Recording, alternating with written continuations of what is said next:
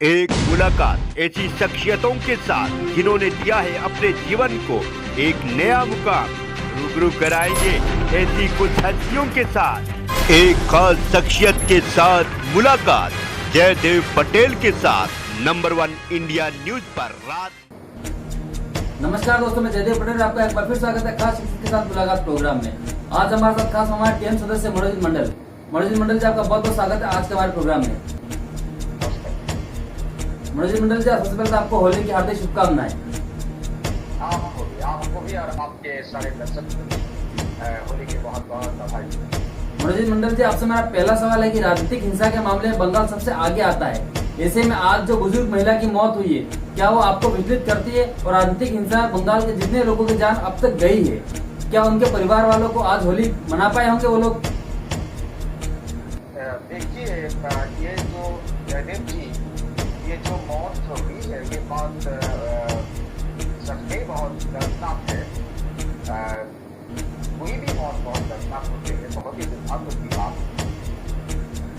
लेकिन ये भी सच है कि इस मौत के साथ राजनीति का दूर तो कोई संबंध। आप अगर क्रोनोलॉजी देखो, 2 दिन पहले ये घटना जो शोभा मजुमदार बहुत ही बुजुर्ग है, 2 दिन पहले एक बहुत बड़ी नर्सिंग होम से उनको डिस्चार्ज किया गया। तो नर्सिंग होम से डिस्चार्ज करने के बाद आज घर में उनके अचानक मौत। आप ये देखिए, इस हालत में वो 1 महीने तक नर्सिंग होम में थी, जहां तक हम लोगों के पास जानकारी, 1 महीने तक नर्सिंग होम। इस हालत में उनको नर्सिंग होम से डिस्चार्ज किया गया, ये भी हम लोगों को जानना चाहिए। नर्सिंग होम से ये तो नहीं लगता है कि एकदम बुरी हालत में उनको डिस्चार्ज करेंगे, क्योंकि एक महीने से वो नर्सिंग होम में थी, घर में जाके अचानक मौत।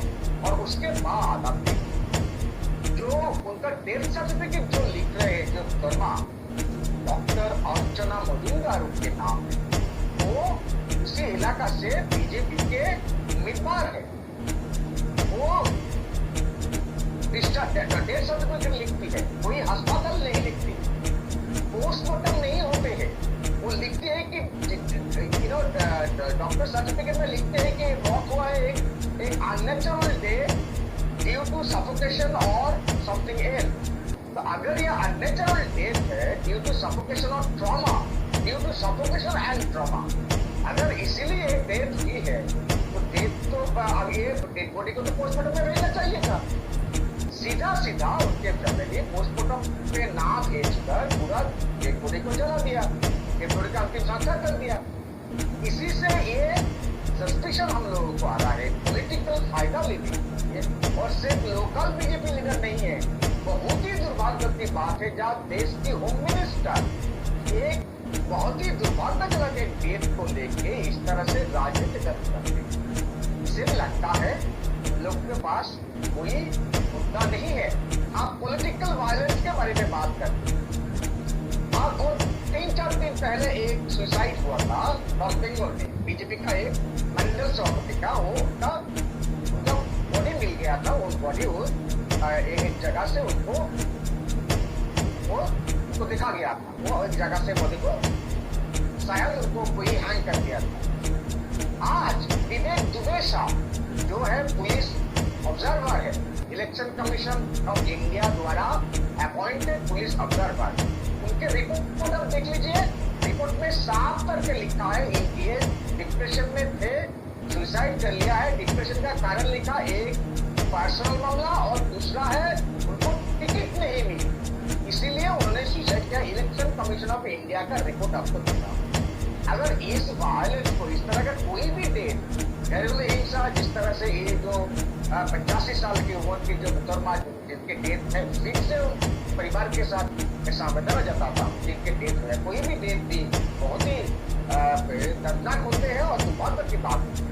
लेकिन ये तो एक घरेलू मामला था और ये हम नहीं कह रहे, उनका फैमिली का और दूसरा जो हिस्सा है, उनका जो ग्रैंड सन है, उनका जो पोता है, वो कह रहे थे कि हमारा जो नानी है, नानी के साथ दुर्व्यवहार किया जाता है। और जो सब कंप्लेन कर रहे थे, जो क्या नाम है, प्रलय और क्या समथिंग नाम है, उनके खिलाफ ही दूसरे फैमिली के दूसरे मेंबर जो कंप्लेन किए। तो अगर ये शुभा मुजुमदार का जो डेथ है, डेथ का कारण क्या है हम लोगों को पता नहीं। अस्पताल में भर्ती हुई थी, 1 महीने तक अस्पताल में थे, 2 दिन पहले डिस्चार्ज हुआ।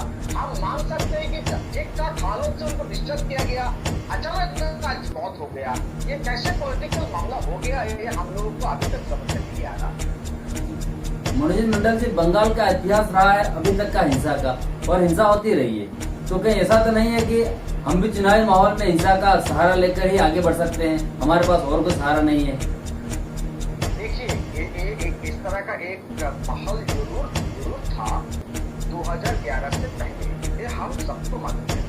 2011 से पहले सिर्फ सिंगूर, नंदीग्राम और लालगढ़ नहीं, ये आप सबको शायद मालूम है, जरूर मालूम था, क्योंकि वहाँ का जो लेफ्ट विंग नक्सलिज्म का जो कारनामा है वहाँ पर, जिसको हम जंगल माल कहते हैं, जब अभी हाल ही में जिस जगह पर इलेक्शन ज्यादा से ज्यादा सीटों में हो गया, बांकुड़ा, पुरुलिया और झारग्राम और मिदनापुर, जहाँ पर इलेक्शन परसों में इलेक्शन हो गया, उस जगह में 11 साल से पहले लाशों की बरसातें होती, वो लेफ्ट विंग माओइस्ट के द्वारा। ममता दी के सरकार में आने के बाद भी वहाँ के सब लोग वहाँ सिर्फ शांति नहीं है, उस जगह में आप देखिए किस तरह से डेवलपमेंट हो रहा है। और प्रधानमंत्री साहब झारग्राम में, जो होम मिनिस्टर झारग्राम में जाकर रैली करके आए हैं, प्रधानमंत्री पुरुलिया, बांकुड़ा में 2 रैली करके आए, छाती चौड़ा के आगे कुछ भी नहीं है, साहब मैं आपको कहना चाहता हूँ, जिसके प्राइम मिनिस्टर मोदी साहब उस जगह में 10 साल 12 साल पहले कोई पॉलिटिकल मीटिंग भी कर नहीं सकते। अगर आप पॉलिटिकल मीटिंग शांति से कर रहे हो, इतना सारा आपके रैलिया में आपको देखने लोग आ रहे हैं, इसके लिए इसका श्रेय जाते हैं ममता दी को, ममता दी का गवर्नमेंट को, डेवलपमेंटल वर्क को। आप इतने अच्छे रास्ते में हम गाड़ी आपके कांगवाई जा रहे हैं, 1.5 किलोमीटर रोड में हम देखा पुरुलिया में किस तरह का रास्ते थे, आप जब लैंड रोवर में जाते थे हेलीकॉप्टर पे, हेलीपैड के साथ से, आपको पता है साहब किस तरह से डेवलपमेंटल हुआ है वहाँ। इसलिए आप इस तो सच तो बोलो, ममता दी को गाली दो, ममता दी को क्रिटिसाइज करो, हमें कोई लेना नहीं, ये तो अपोजिशन का काम होगा, लेकिन जो आपको दिखता है सच, वो सच को तो स्वीकार करो।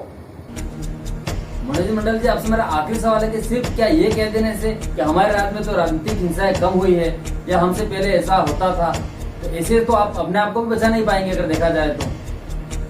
देखिए, ये हम मानते हैं कि आप अगर देश की राजनीति देखोगे, पूरे देश की राजनीति का माहौल हर जगह में हाथ तरह की, हमारे राज्य में थोड़ी बहुत हिंसा होती है, हम मानते हैं, लेकिन ज्यादा से ज्यादा ये लोकल लेवल पर होते हैं, पर्सनल मामला होते हैं, दोनों पॉलिटिकल पार्टी के बीच में भी झगड़ा होते हैं, ये होते हैं, आप मानते हैं।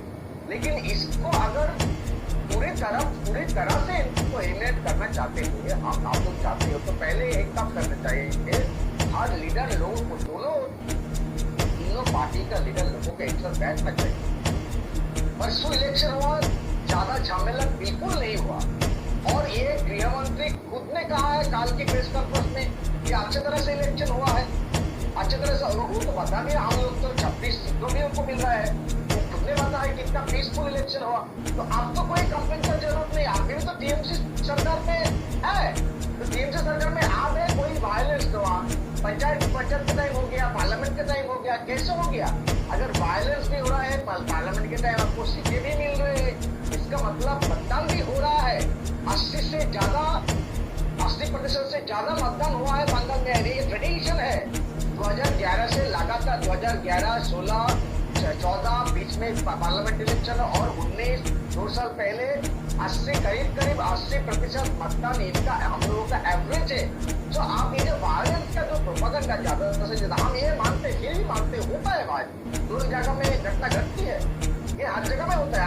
आप कैसे आप मेरे को समझा दो कि बीजेपी पार्लियामेंट्री पार्टी में जो है, पार्लियामेंट के जो मेंबर है, 33% के खिलाफ ज्यादा से ज्यादा हीनियस क्रिमिनल क्राइम का रिपोर्ट है, 33%, इंक्लूडिंग आतंकी के एकदम प्रज्ञा सिंह ठाकुर के खिलाफ तो आतंकी के मामला है, 40 लोगों को मार देने का मामला है जो कोर्ट में उनको चार्ज किया है। ये वायलेंस दुर्भाग्य की बात है, ये देश के इतिहास में पैनों में लिखा जा रहा है पॉलिटिकल वायलेंस। इसीलिए ये सभी पार्टी का मामला है, हम ये नहीं चाहते कि किसी राज्य पर, किसी प्रदेश पर कोई भी किसी टाइप का वायलेंस, अब तो राम राज्य बन जाएंगे ना। उत्तर प्रदेश में वायलेंस का दूसरा रूप है, बिहार में है दूसरा रूप, और साउथ में आप जाएंगे तो दूसरा टाइप का इलेक्शन होते हैं। वहाँ पर तो आई कार्ड आप मिल जाते हैं, वहाँ पर पैसा बेचते हैं, पैसा बांटते हैं लोगों को, वोटर लोगों को दिखाने के लिए। अब देखिए हजार लाखों फर्जी आइडेंटिटी कार्ड मिल जाते हैं।